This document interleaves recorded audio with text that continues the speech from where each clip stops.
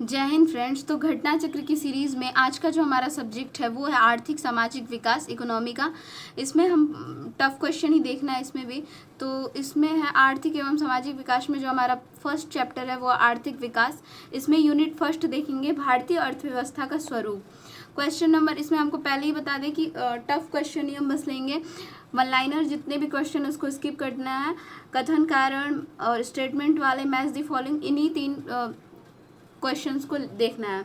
तो इसमें पहला क्वेश्चन दिया हुआ है कि मिश्रित अर्थव्यवस्था का अर्थ है। मिश्रित अर्थव्यवस्था के क्या अर्थ है? तो इसका राइट आंसर हो जाएगा कि जहां राष्ट्रीय अर्थव्यवस्था में सार्वजनिक क्षेत्र के साथ साथ निजी क्षेत्र भी विद्यमान हो, इसी को ही क्या कहते हैं? तो मिश्रित अर्थव्यवस्था कहा जाता है।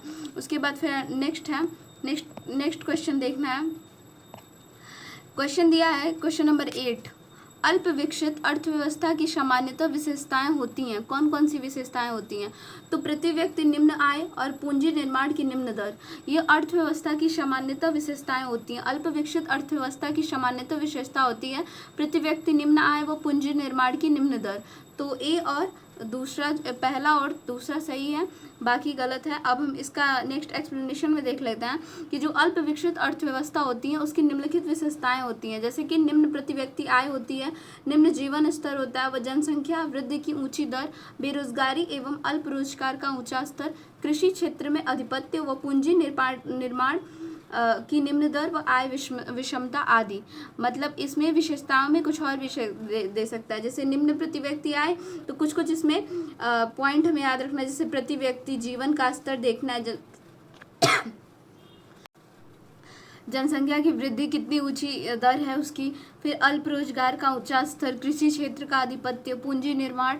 तो ये इसकी विशेषताएं होती हैं। इसमें जो दिया है निम्न आश्रिता अनुपात और तृतीय क्षेत्र में अधिक कार्यबल, ये नहीं है। तो अल्प विकसित अर्थव्यवस्था जो है इसकी विशेषताएं हमें बहुत अच्छे से याद करनी है। मैंने की पॉइंट भी लगा दिया, प्रति व्यक्ति जीवन स्तर और जनसंख्या की कितनी वृद्धि है, कितनी ऊंची दर तक, प्लस अल्प रोजगार और कृषि क्षेत्र का अधिपत्य, पूंजी निर्माण की निम्न दर और आय की विषमता। नेक्स्ट हमारा क्वेश्चन है, स्टेटमेंट वाला ही क्वेश्चन है, छत्तीसगढ़ पीसीएस का है ये। क्वेश्चन नंबर 9 जैसे कह रहा है, निम्नलिखित में से क्या सही ढंग से समझाता है कि भारत अल्प विकसित अर्थव्यवस्था है? तो इसका जो राइट आंसर होगा इनमें से कोई नहीं। आय के असमान वितरण और उच्च निर्भरता दर, राष्ट्रीय आय में वृद्धि की धीमी दर, बैंक में वित्तीय क्षेत्र में परिवर्तन, मतलब ये ऐसा कुछ नहीं है, इसमें से कोई नहीं दिया है। इसका एक्सप्लेनेशन हम देख लेते हैं। एक्सप्लेनेशन कह रहा है यहाँ पे कि भारतीय अर्थव्यवस्था की निम्नलिखित विशेषताएं हैं। कौन कौन सी विशेषताएं हैं? तो मैंने अभी देखा था कि प्रति व्यक्ति आय का निम्न स्तर कितना है, राष्ट्रीय आय में धीमी वृद्धि, जनसंख्या का भारी दबाव, गरीबी का अस्तित्व कितना है, कृषि पर निर्भरता कितनी है, बेरोजगारी की अधिकता कितनी है, तकनीकी कौशल की कमी, साक्षरता की निम्न दर, रूढ़िवादी परंपरावादी समाज और विकास के लिए योजना बनाना, योजनाओं पर व्यय। राष्ट्रीय आय की धीमी वृद्धि दर भी भारतीय अर्थव्यवस्था में देखने को मिलती है, परंतु वर्तमान में राष्ट्रीय आय की धीमी वृद्धि दर भारतीय संदर्भ में सही नहीं है। तो जो भी भारतीय अर्थव्यवस्था की निम्नलिखित विशेषताएं हैं वो यही हैं। तो इसमें की पॉइंट थोड़ा सा याद रखना है कि प्रति व्यक्ति आय का निम्न स्तर, तो आय का निम्न स्तर पूछ रहा है, और राष्ट्रीय जो आय है कितनी धीमी वृद्धि उसकी हो रही है, जनसंख्या पे कितना भारी दबाव पड़ रहा है, गरीबों के कितना अस्तित्व है, कृषि पर कितना लोग निर्भर है, बेरोजगारी कितनी अधिक है, और तकनीकी कौशल की कमी कितनी है, साक्षरता कितना निम्न दर पे है, प्लस परंपरावादी समाज है कि नहीं, विकास के लिए योजना बनाना है। ये भारतीय अर्थव्यवस्था की निम्नलिखित विशेषताएं हैं। जैसे योजना पर व्यय कितना दिया जा रहा है, तो ये हमें देखना है, लेकिन यहाँ पे ऐसा कुछ नहीं दिया है। आय का समान वितरण, राष्ट्रीय आय में वृद्धि दर की धीमी दर, बैंक में वित्तीय, तो इनमें से कोई नहीं होगा। ठीक है, नेक्स्ट हम देखेंगे क्वेश्चन नंबर 10, निम्नलिखित में से कौन सी विशेषताएं भारतीय अर्थव्यवस्था को विकासशील श्रेणी में दर्शाती है? कौन सी जो मतलब इसमें विशेषताएं हैं जो भारतीय अर्थव्यवस्था को विकासशील की श्रेणी में दर्शाती हैं? इसका होगा कृषि मुख्य व्यवसाय है और प्रचंड बेरोजगारी, और तीसरा है मानव पूंजी की निम्न गुणवत्ता। तो इसकी अर्थव्यवस्था में हम और एक्सप्लेनेशन देख लेंगे, फोर्ड नहीं होगा। कह रहा है भारतीय अर्थव्यवस्था की विकासशील अर्थव्यवस्था या फिर मिश्रित अर्थव्यवस्था भी कहा जाता है, और इसके निम्न लक्षण है। इसके निम्न लक्षण है जैसे कृषि प्रधान अर्थव्यवस्था, मतलब कृषि कितना मुख्य अर्थव्यवस्था है, पूंजी निर्माण की निम्न दर कितनी है, अत्यधिक जनसंख्या में या फिर जनसंख्या वृद्धि, बेरोजगारी, निम्न प्रति व्यक्ति आय, औद्योगिक पिछड़ापन, तकनीकी पिछड़ापन, मिश्रित अर्थव्यवस्था, आय पर निर्भरता कितनी है और निरक्षरता। तो ये बताता है कि भारतीय अर्थव्यवस्था को विकासशील श्रेणी में मतलब है कि नहीं। तो इसमें प्रोटीन की प्रति व्यक्ति सेवन उच्च होना ये गलत है, बाकी 1, 2 एंड 3 हो जाएगा। फिर नेक्स्ट हम क्वेश्चन देखेंगे, क्वेश्चन नंबर 12 है भारतीय अर्थव्यवस्था की विशेषता है। भारतीय अर्थव्यवस्था की विशेषता क्या है, तो वही कृषि की प्रधानता, ठीक है। उसके बाद है न्यून प्रति व्यक्ति आय, फिर कह रहा है वृहद बेरोजगारी, उद्योग और प्रधानता ऐसा कुछ नहीं है, ऑप्शन हमारा डी सही हो जाएगा। कृषि की प्रधानता, न्यून प्रति व्यक्ति और वृहद बेरोजगारी। फिर नेक्स्ट हम क्वेश्चन देखेंगे, टफ क्वेश्चन की सीरीज में हमारा नेक्स्ट जो क्वेश्चन है वो है राष्ट्रीय आय पे हम आ गए हैं। राष्ट्रीय चैप्टर हमारा है, नेक्स्ट यूनिट जो है वो राष्ट्रीय आय है, और राष्ट्रीय आय के भी हम टफी क्वेश्चन को देखेंगे। जैसे यहाँ पे पहला क्वेश्चन कह रहा है कि पद राष्ट्रीय आय निरूपित करता है, किसको निरूपित करता है, तो सी बाजार कीमतों पर सकल राष्ट्रीय उत्पाद मूल्यह्रास और अप्रत्यक्ष करों को घटाकर सब्सिडी को जोड़कर, मतलब ये राष्ट्रीय आय निकालता है। IS प्री 2001 का क्वेश्चन है ये कि बाजार कीमतों पर सकल राष्ट्रीय उत्पाद मूल्यह्रास और अप्रत्यक्ष करों को घटाकर सब्सिडी जोड़कर ये राष्ट्रीय आय निरूपित करता है। फिर नेक्स्ट हम देखेंगे कि राष्ट्रीय आय, तो बी हो जाएगा इसका, साधन लागत पर निवल राष्ट्रीय उत्पाद है, और इसमें हमें स्टेटमेंट और वन लाइनर ही देखना है। यहाँ पे कह रहा है कि किसी दी गई अवधि के लिए एक देश का राष्ट्रीय आय है। IS प्री 2013 का क्वेश्चन है कि किसी दी गई अवधि के लिए एक देश का राष्ट्रीय आय है उत्पादित अंतिम वस्तुओं और सेवाओं के मौद्रिक मूल्य के बराबर। उसके बाद नेक्स्ट हमारा क्वेश्चन है, क्वेश्चन नंबर 10 है कथन और कारण की क्वेश्चन दिए हुए हैं कि निम्नलिखित को पढ़िए और सही विकल्प को चुनिए। कथन कह रहा है कि शुद्ध घरेलू उत्पाद इक्वल टू सकल घरेलू उत्पाद प्लस मूल्यह्रास। कथन पहला कह रहा है कि शुद्ध घरेलू उत्पाद इक्वल टू सकल घरेलू उत्पाद प्लस मूल्यह्रास। कथन 2 कह रहा है कि प्रति व्यक्ति आय इक्वल टू शुद्ध घरेलू उत्पाद डैश राष्ट्र कुल की जनसंख्या, राष्ट्र की कुल जनसंख्या। फिर कथन 3 कह रहा है कि विश्व की अर्थव्यवस्था की तुलना करने हेतु शुद्ध घरेलू उत्पाद सकल घरेलू उत्पाद की अपेक्षा बेहतर मानक है। तो क्या ये तीनों सही है, इसमें सही विकल्प बताना है। तो क्या ये तीनों सही हैं, इसका राइट आंसर हो जाएगा कि उपयुक्त में से कोई भी सही नहीं है, इसमें कोई भी नहीं है। जो शुद्ध घरेलू उत्पाद होता है ना, उसके बराबर जो होता है वो सकल घरेलू उत्पाद, देखिए जो शुद्ध घरेलू उत्पाद होता है वो बराबर सकल घरेलू उत्पाद माइनस मूल्यह्रास होता है, लेकिन यहाँ पे क्या कह रहा है प्लस मूल्यह्रास, तो ऐसे ही गलत है। प्रति व्यक्ति आय के बारे में क्या कह रहा है यहाँ पे, प्रति व्यक्ति आय मतलब तीनों ही कथन इसमें जो है ये गलत। तो देखिए प्रति व्यक्ति आय की जब भी गणना की जाती है तो देश की राष्ट्रीय आय को उसकी जनसंख्या से विभाजित करके की जाती है, मतलब देश का जो राष्ट्रीय आय ना उसकी जनसंख्या से विभाजित करके। लेकिन यहाँ कह रहा है कि देश की कुल घरेलू उत्पाद का बटा कर रहा है, मतलब उसका डिवाइड कर रहा है राष्ट्र की कुल जनसंख्या से। लेकिन ऐसा नहीं है, जब भी प्रति व्यक्ति आय निकालेंगे तो हम राष्ट्रीय आय को हम डिवाइड करेंगे देश की कुल जनसंख्या से, मतलब राष्ट्र की कुल जनसंख्या से। कथन 3 क्यों, मतलब जो है स्टेटमेंट जो 3 है वो क्यों गलत है कि विश्व की अर्थव्यवस्थाओं की तुलना करने हेतु शुद्ध घरेलू उत्पाद सकल घरेलू उत्पाद की अपेक्षा बेहतर मानक है। तो देखिए इसमें भी ये कह रहा है कि शुद्ध घरेलू उत्पाद सकल घरेलू उत्पाद की अपेक्षा बेहतर मानक है क्योंकि इसमें घिसावट मूल्य घटा दिया जाता है जिससे वास्तविक अंतिम वस्तुओं और सेवाओं का मूल्य पता चलता है। लेकिन ये जो कह रहा ना, यहाँ से पढ़ेंगे, किसी देश की सीमा एक निर्धारित सीमा के भीतर उत्पादित सभी वस्तुओं और सेवाओं के कुल मौद्रिक मूल्य को सकल घरेलू उत्पाद कहते हैं। कुल मौद्रिक मूल्य को सकल घरेलू उत्पाद कहते हैं। यह किसी देश के घरेलू उत्पाद का व्यापक माप होता है, मतलब ये जो सकल घरेलू उत्पाद है ये किसी देश के घरेलू उत्पाद का व्यापक माप होता है और इससे किसी देश की अर्थव्यवस्था की सेहत पता चलती है। परंतु विश्व की अर्थव्यवस्था की तुलना करने हेतु शुद्ध घरेलू उत्पाद सकल घरेलू उत्पाद की अपेक्षा बेहतर मानक है क्योंकि इसमें घिसावट मूल्य घटा दिया जाता है और जिससे वास्तविक अंतिम वस्तुओं और सेवाओं का मूल्य पता चलता है। उसके बाद हमारा इसमें मतलब तीनों ही कथन जो है वो सही नहीं है, उपयुक्त में से कोई नहीं। अब हमारा नेक्स्ट क्वेश्चन है, क्वेश्चन नंबर 13 है, भारतीय अर्थव्यवस्था में के बारे में अमर्त्य सेन के सुझाव से संबंधित निम्नलिखित कथनों पर विचार कीजिए। मतलब अमर्त्य सेन द्वारा कुछ सुझाव दिए गए थे, अमर्त्य सेन द्वारा कुछ सुझाव दिए गए थे, उसका विचार करना है क्या क्या है। तो इसे वस्तु उन्मुख होना चाहिए। क्या भारतीय अर्थव्यवस्था को वस्तु उन्मुख होना चाहिए? तो ये तो गलत है। सेकंड कह रहा है उसे जन उन्मुख होना चाहिए, तो हाँ ये पहला सेकंड सही है। सबसे अधिक निर्धन व्यक्ति की आर्थिक सुरक्षा होनी चाहिए, थर्ड स्टेटमेंट भी सही है। उसके बाद फोर्थ कह रहा है कि विश्व अर्थव्यवस्था में इनकी एकीकरण के साथ राष्ट्रीय बचाव होना चाहिए, फोर्थ भी सही है। मतलब दूसरा, तीसरा और चौथा सही है, स्टेटमेंट सही है, बी ऑप्शन हमारा सही हो जाएगा। अमर्त्य सेन कौन थे? तो ये एक कल्याणकारी अर्थशास्त्र से संबंधित थे। इनके अनुसार आर्थिक विकास का मुख्य लक्ष्य मानवीय विकास होता था। अपने इसी दृष्टिकोण के कारण अमर्त्य सेन ने भारतीय अर्थव्यवस्था के संदर्भ में प्रश्नगत 2, 3, 4 मतलब ये जो कथन है इनका कि इसे जनमुख होना चाहिए, इसे सबसे अधिक निर्धन व्यक्ति की आर्थिक सुरक्षा होनी चाहिए, चौथा एकीकरण के साथ राष्ट्रीय बचाव होना चाहिए, इन्होंने ये मतलब दिया था, अमर्त्य सेन के द्वारा ये विचार थे। तो ऑप्शन बी हमारा जो है सही हो जाएगा। फिर हम नेक्स्ट क्वेश्चन की ओर बढ़ते हैं। स्टेटमेंट वाले ही क्वेश्चन हमें लेने हैं, तो इतना तो माइंड में रखना है। फिर नेक्स्ट हम देखेंगे क्वेश्चन नंबर 19, ये दे रहा है मिलान करने के लिए। आर्थिक विकास का संबंध है संरचनात्मक परिवर्तन से, आर्थिक वृद्धि सकल घरेलू उत्पाद, और संपोषित विकास है पर्यावरण से, जीवन की गुणवत्ता स्वास्थ्य से। आर्थिक विकास संरचनात्मक परिवर्तन से, आर्थिक वृद्धि है सकल घरेलू उत्पाद से, संपोषित विकास है पर्यावरण से, जीवन की गुणवत्ता है स्वास्थ्य से। जीवन की गुणवत्ता किससे है?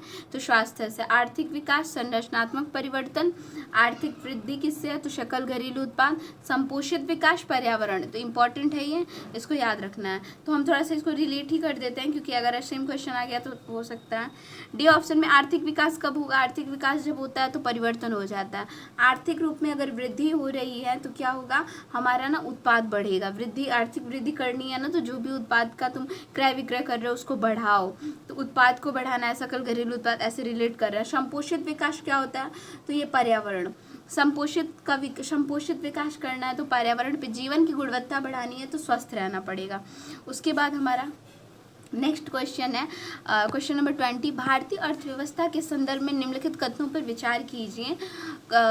स्टेटमेंट 1 कह रहा है कि सकल घरेलू उत्पाद में विगत 1 दशक में 4 गुना वृद्धि हुई है। क्या ये सही है? तो ये गलत है।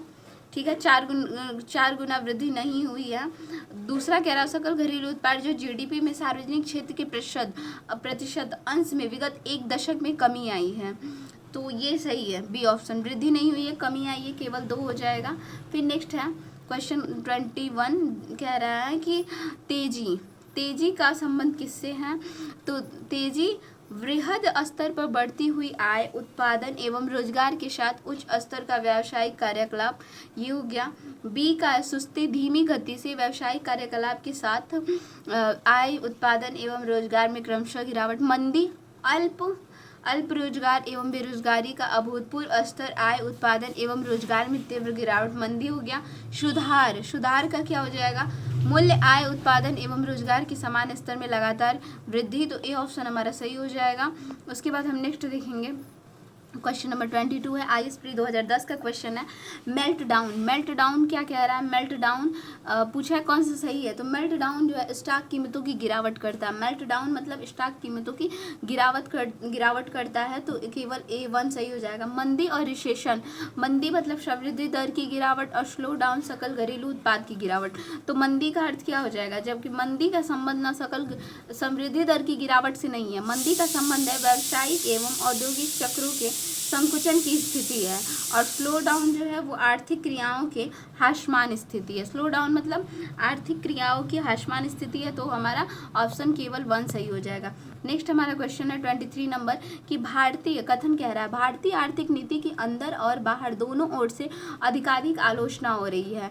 आलोचना अधिकांशतः आदर्शों के भेदों पर आधारित है। तो क्या इसमें सही है? तो A, R दोनों सही है और सही स्पष्टीकरण कह रहा है कि आर्थिक नीति के अंदर और बाहर दोनों ओर से अधिकाधिक आलोचना हो रही है और ये आदर्शों के भेदों पर आधारित है।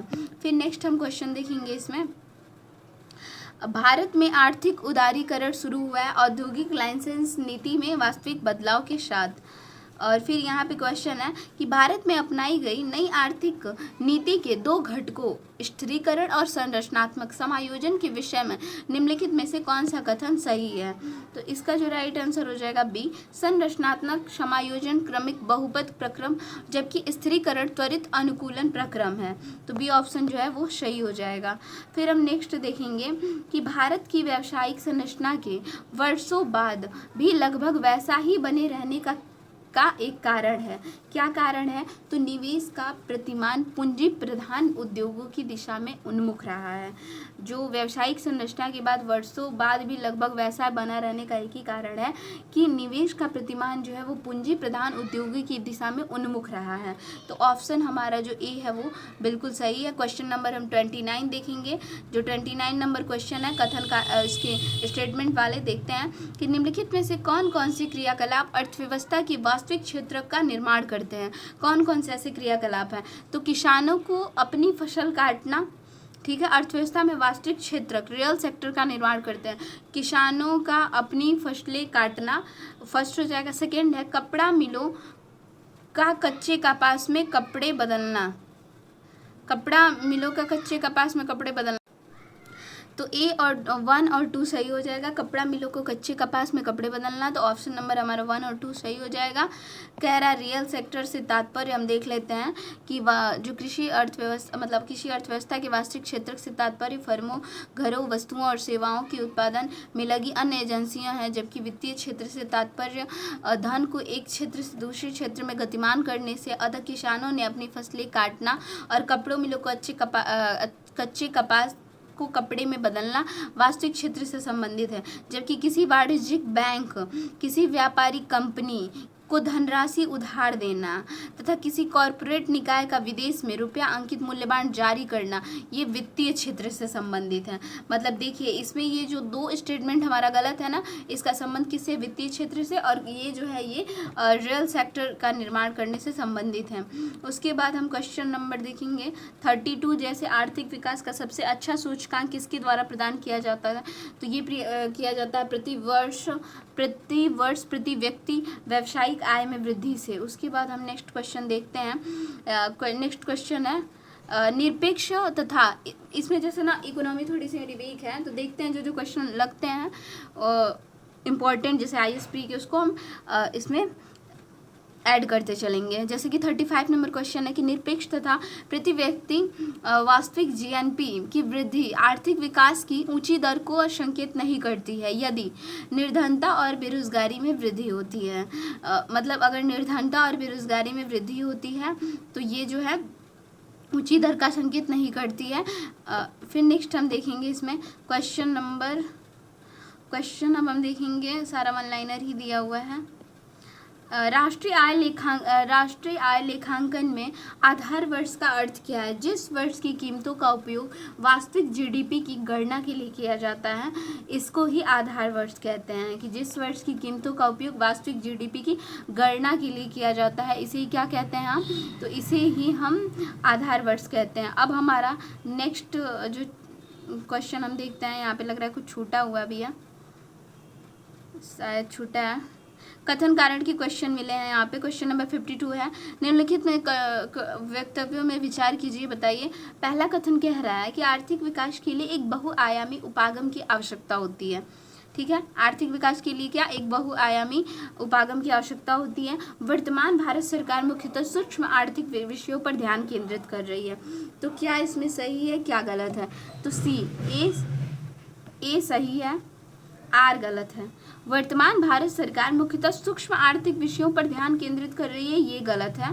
क्योंकि देखिए किसी भी देश के आर्थिक विकास हेतु एक बहुआयामी उपागम की आवश्यकता होती है, जो कि पहला जो कथन था वो सही था। समावेशी विकास के लक्ष्य को प्राप्त किया जा सके, जिससे कि ये भी सही था। वही वर्तमान भारत सरकार जो है वो सूक्ष्म माइक्रो आर्थिक विषयों के साथ साथ माइक्रो मतलब सूक्ष्म और मैक्रो मतलब वृहद, मैक्रो आर्थिक मतलब कि वृहद आर्थिक विषयों पर भी अपना ध्यान केंद्रित कर रही है। वृहद आर्थिक विषयों में चालू खाते का घाटा, राजकीय कोषीय घाटा, मुद्रास्फीति, राष्ट्रीय आय, बेरोजगारी दर, भुगतान संतुलन, निवेश में वृद्धि आदि आते हैं। सूक्ष्म आर्थिक विषयों के अंतर्गत फर्म, उद्योग, व्यक्ति आदि के उत्पादन, उपभोग, वितरण, मूल्य निर्धारण आदि का अध्ययन किया जाता है। इकोनॉमी मुझे लग रहा है कि लंबी वीडियो इसमें लगेंगी, क्योंकि ये जो है इसमें कंटेंट बहुत सारा दिया हुआ है। उसके बाद हम क्वेश्चन देखते हैं। उसके बाद हम नेक्स्ट क्वेश्चन देखते हैं। क्वेश्चन नंबर 60 दिया है, भारतीय अर्थव्यवस्था के संदर्भ में निम्नलिखित कथनों पर विचार कीजिए। क्या कह रहा है? क्वेश्चन है कि भारतीय अर्थव्यवस्था के संदर्भ में निम्नलिखित कथनों पर विचार कीजिए। कह रहा है क्वेश्चन कि विगत 5 वर्षों में सकल घरेलू उत्पाद की वृद्धि दर सतत रूप से बढ़ी है। विगत 5 वर्षों में प्रति व्यक्ति आय की वृद्धि दर सतत रूप से बढ़ी है। तो इसमें क्या सही है? तो इसमें दोनों ही गलत है, डी ना तो 1 ना ही 2 होगा, क्योंकि देखिए जो क्वेश्चन कह रहा है कि विगत 5 वर्षों में, मतलब विगत 5 वर्षों में आधार वर्ष के मतलब जो है प्रति व्यक्ति आय की वृद्धि दर सतत रूप से बढ़ी है। तो ये जो है ना ये गलत है, बढ़ी नहीं है। देखिए वृद्धि दर जो है सतत रूप से बढ़ी नहीं है, यहाँ पे चार्ट दिया ही हुआ है। और कह रहा है कि विगत 5 वर्षों में प्रति व्यक्ति आय की, सकल घरेलू उत्पाद की भी नहीं बढ़ी है, सकल घरेलू उत्पाद की देखिए नहीं बढ़ी है। और अगर प्रति व्यक्ति आय की भी हम देखते हैं तो प्रति व्यक्ति आय की भी जो वृद्धि दर है वो भी नहीं बढ़ी है। तो ऑप्शन डी ही होगा, ना तो 1 ना ही 2। फिर नेक्स्ट हम क्वेश्चन देखेंगे। क्वेश्चन नंबर 61, भारतीय अर्थव्यवस्था के संदर्भ में निम्नलिखित कथनों पर विचार कीजिए। क्वेश्चन है कि पिछले दशक में वास्तविक सकल घरेलू उत्पाद की वृद्धि दर लगातार बढ़ती रही है। तो अभी मैंने बताया कि पिछले दशक में वास्तविक सकल घरेलू उत्पाद की वृद्धि दर जो है बढ़ी नहीं है, तो ये तो गलत ही हो जाएगा। और पिछले दशक में बाजार कीमतों पर रुपयों में सकल घरेलू उत्पाद जो है वो लगातार बढ़ता रहा है। बी ऑप्शन जो है एकदम सही हो जाएगा। और पिछले दशक में तो ये सही हो जाएगा। फिर हम नेक्स्ट क्वेश्चन देखते हैं। नेक्स्ट क्वेश्चन है क्वेश्चन नेक्स्ट हम देखेंगे कथन और कारण के। देखिए क्वेश्चन यहाँ पे है, क्वेश्चन नंबर 69 कि भारतीय अर्थव्यवस्था में 1997 और 98 में वित्तीय वर्ष में अवसाद की स्थिति है। निकट भूतकाल में सार्वजनिक निवेश में कमी आई है। निकट भूतकाल में सार्वजनिक निवेश में कमी आई है, तो इसमें ए आर दोनों सही है और व्याख्या नहीं करता है। मतलब जो 1997-98 का जो वित्तीय वर्ष था वो अवसाद की स्थिति थी उस टाइम, और भूतकाल की सार्वजनिक निवेश में कमी आई है। तो दोनों तो सही हैं, लेकिन यहाँ पे भूतकाल आ गया तो हम नहीं मानेंगे, ऐसा बस हम याद करने के लिए कह रहे हैं ताकि कि हमें याद रहे कि व्याख्या नहीं करता है। फिर क्वेश्चन नंबर 70 है कि पिछले 15 वर्षों में भारतीय अर्थव्यवस्था ऊंची औसत सकल राष्ट्रीय उत्पाद वृद्धि दर पर पहुंच गई है।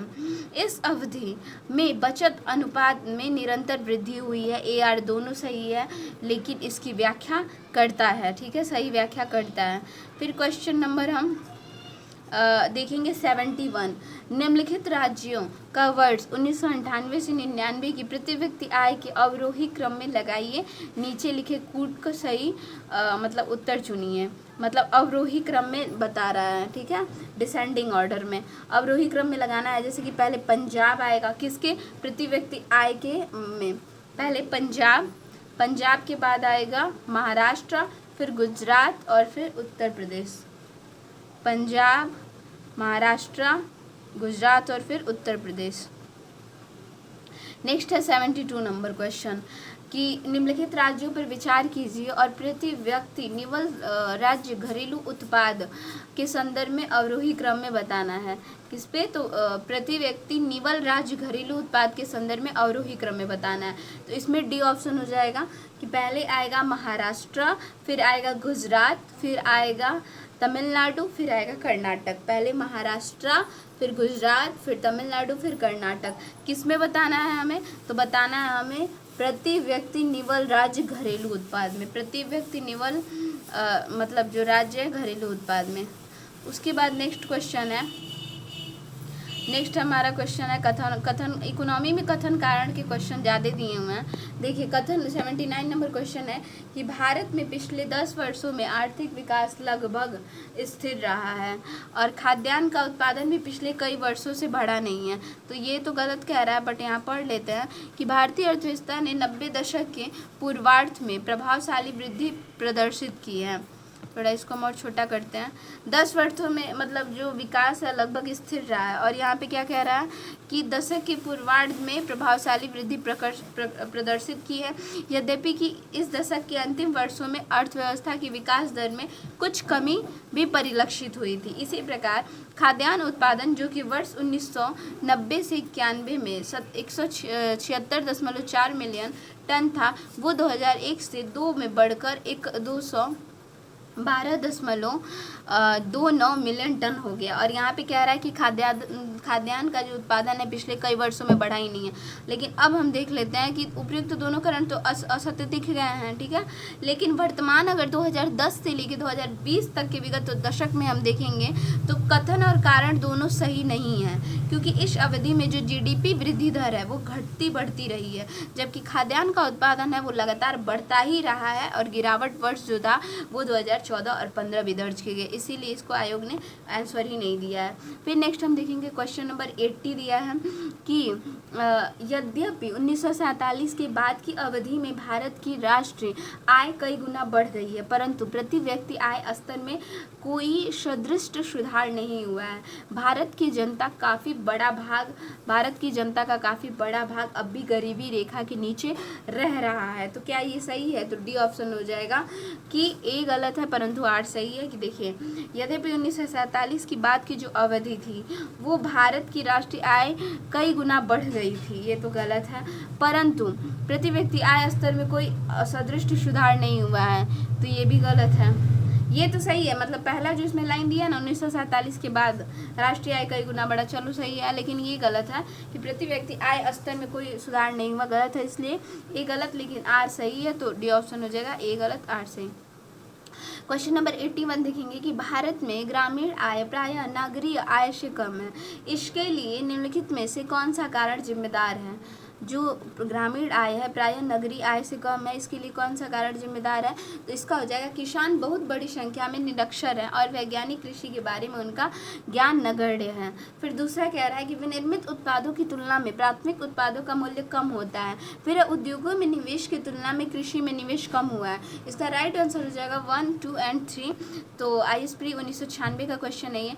पूंजी निर्माण के संदर्भ में कौन सा कथन सही है? तो देखिए पूंजी निर्माण की जो प्रक्रिया है बचतों और वित्तीय संस्थाओं को प्रभाविता पर निर्भर करती है और निवेश पूंजी निर्माण के लिए एक अनिवार्य कारक है। तो हम देखते हैं इसमें क्या सही है।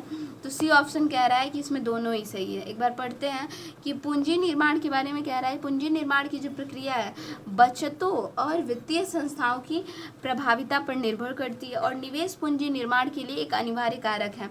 तो पहले तो हम पढ़ लेते हैं एक बार कि जो पूंजी निर्माण है, ठीक है, एक शब्द है, पूंजी निर्माण एक शब्द है जिसका उपयोग किसी विशेष देश के लिए लेखांकन अवधि के दौरान शुद्ध पूंजी संचय वर्णन करने के लिए किया जाता है। विश्व बैंक द्वारा शुद्ध बचत में परिवर्तन का आकलन करके पूंजी निर्माण को मापा जाता है। यदि घरेलू बचत दर बढ़ रही है तो बचतकर्ता अतिरिक्त डॉलर का निवेश कर सकता है तथा स्टॉक और बॉन्ड खरीद सकता है। यदि पारिवारिक बचतें अधिक हो रही हैं तो देश नकदी अधिशेष की रिपोर्ट कर सकता है और पूंजी पारिवारिक निर्माण के लिए एक सकारात्मक संकेत है। उसके बाद हम नेक्स्ट क्वेश्चन देखेंगे 85 नंबर। निम्नलिखित में से कौन से मुख्य कारणों से भारत में प्रति व्यक्ति आय में वृद्धि की दर धीमी है? निम्नलिखित में से कौन से मुख्य कारणों से भारत में प्रति व्यक्ति आय में वृद्धि की दर धीमी है? तो इसका हो जाएगा उच्च पूंजी उत्पाद अनुपात है और दूसरा है जनसंख्या वृद्धि की ऊंची दर है। उच्च पूंजी उत्पाद अनुपात और प्रति व्यक्ति आय में वृद्धि दर की धीमी बताया है ना, तो इसमें उच्च पूंजी उत्पाद अनुपात और जनसंख्या वृद्धि की ऊंची दर, तो इसका डी ऑप्शन हो जाएगा। 1 और 2 जो है ये सही है और बाकी सारा गलत है। अगर देखना चाहें तो यहाँ से देख सकते हैं कि प्रति व्यक्ति आय में वृद्धि दर की धीमी है, इसका मतलब क्या कारण था? तो 2 तो सही है, अब देखिए, जैसे भारतीय अर्थव्यवस्था में जो प्रति व्यक्ति आय में धीमी वृद्धि के दो प्रमुख कारण थे, कौन कौन से? उच्च पूंजी उत्पाद अनुपात था और जनसंख्या वृद्धि की ऊंची दर थी।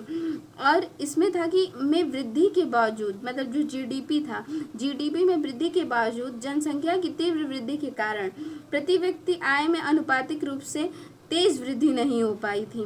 पुनः COR ऊंचा होने के कारण प्रति इकाई उत्पादन की लागत बढ़ती है, फलस्वरूप जीडीपी में तीव्र वृद्धि नहीं हो पाती है। इसकी परिणति प्रति व्यक्ति आय में निम्न वृद्धि के रूप में होती है।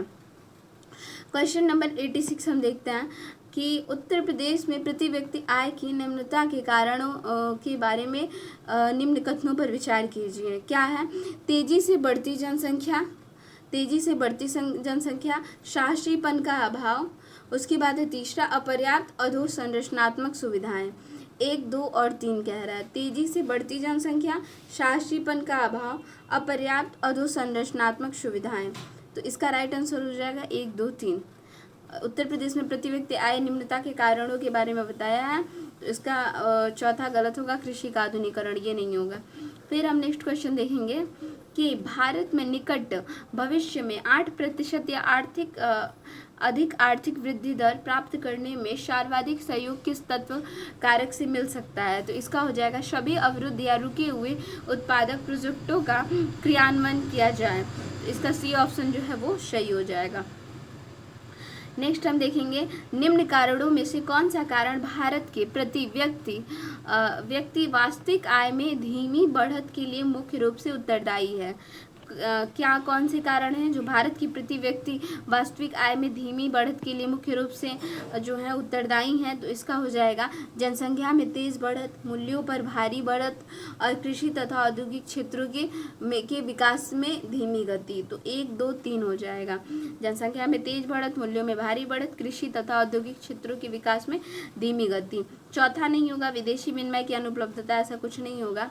और हम यहाँ पे पढ़ भी लेते हैं इसको एक बार कि प्रति व्यक्ति वास्तविक आय की जो धीमी बढ़त है, इसका कारण जो कह रहा है, आर्थिक सर्वेक्षण 2022-23 के अनुसार विदेशी विनिमय कोष के संदर्भ में भारत वैश्विक स्तर पर 6ठे स्थान पर है, जबकि विगत वर्षों के आर्थिक सर्वेक्षण के अनुसार इसी अवधि के दौरान 4थे स्थान पर रहा। विदेशी विनिमय की उपलब्धता को छोड़कर से सभी कारक जैसे जनसंख्या एवं कीमतों में तेज वृद्धि, कृषि तथा औद्योगिक क्षेत्रों के विकास में धीमी प्रगति आदि भारत की प्रति व्यक्ति वास्तविक आय में धीमी वृद्धि के लिए मुख्य रूप से उत्तरदायी हैं।